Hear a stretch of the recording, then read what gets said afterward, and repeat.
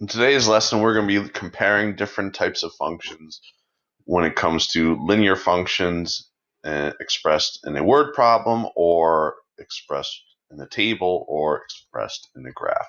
So if we look at our first problem here, it says you have recently begun researching phone bill plans. Company A charges $75 for unlimited text. So that means you're just being charged a flat fee of $75. There's no rate, just straight flat fee of $75. Company B charges based on the number of texts sent each month as seen in the table below. What function rule models this? So again, we got to find our y equals mx plus b for this equation. Now to find the, remember, find the m, the slope, we do the rise over run. And it looks like it goes up 10 over 100. And it does that not, well, well, we can double check. So our slope is 10 over 100. That's, which is point 10 or 0.1, 0.1. Okay. Now if we double check, we can see if it's a linear function by doing this rise over run. This is 5 over 50. 5 over 50 is also 0.10. And the next one, 65 to 95, that's 30 over 300. So that's also 0.10. So the slope is consistently 0.10. All right.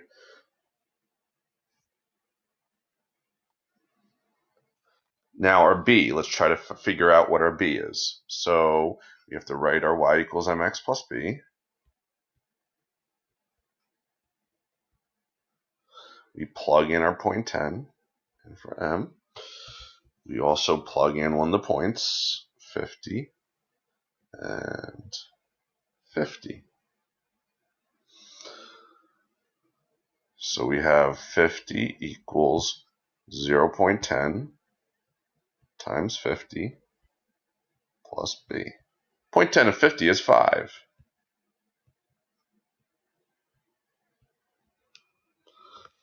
Then I'm going to minus 5 from both sides.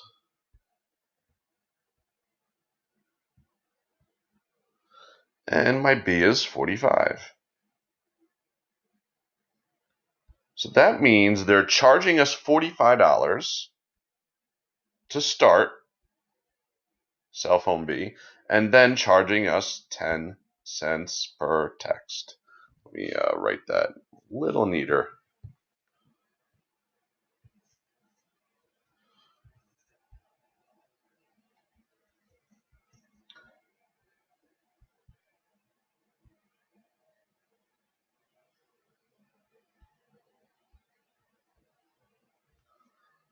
So there is my function rule. 0.10x plus 45. So again, 45 is how much is being charged each month, right at the beginning of the month, and then it's 10 cents for each text. Part A, it says, at what number of texts would the bill from each phone plan be the same? So we want to figure out when their function rules equal. So we're going to set our mx plus b here equal to 75, since that's a flat rate for company A and company B. You want to see when company A equals company B.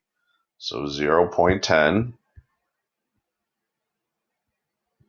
x plus 45 equals 75. And then we solve it.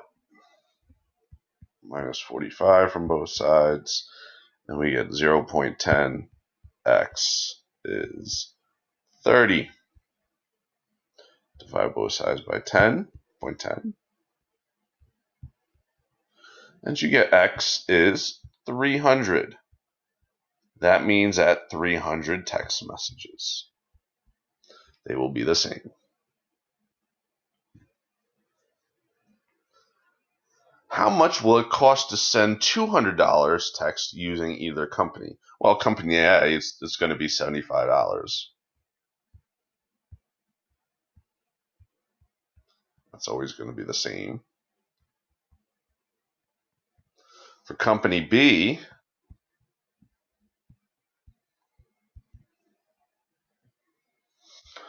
we are going to take our 200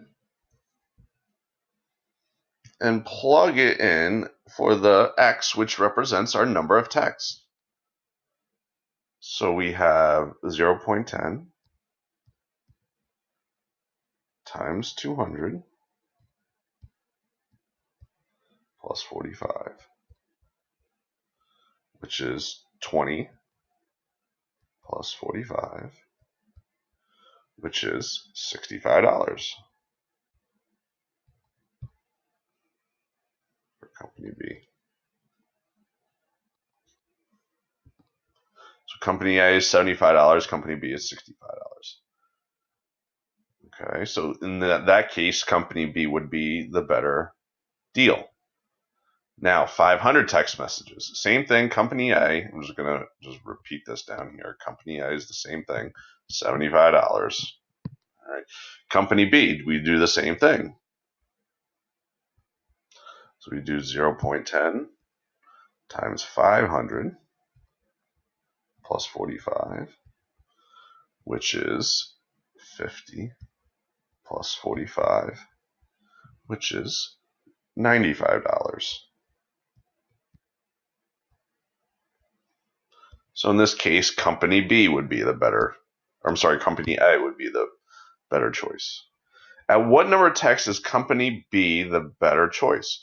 So it looks like when we send more texts, company B ends up being more money than company A. All right. Now, let's see when they are the same. They are the same at 300 text messages. So, at 300 text messages, that's when they are equal. Now, remember, if I text a lot, company A is going to be the better choice. If I don't text a lot, company B is going to be the better choice, depending on if I send more or less than 300 texts. So in this case, we want company B to be the better choice. So we're going to assume that I don't text a lot. So we have to pick a number less than 300 texts, which is $2.99.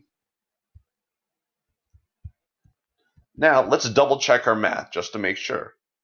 Let's plug it in for B in our B function. So y equals 0.10 times 299 plus 45. Okay, 0.10 times 299 equals 29.9 plus 45. 74.9.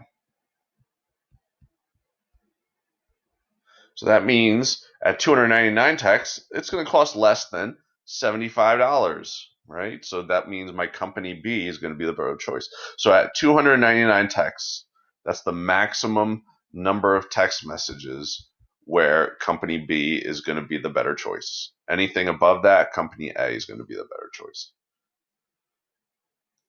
Okay, so we're still working with our skills and determining our y equals mx plus b equation from either a chart or table scenario. In the next problem, it's a graph. Okay, so in the next problem here, we would have to figure out where the y-intercept is and then figure out the rise over run.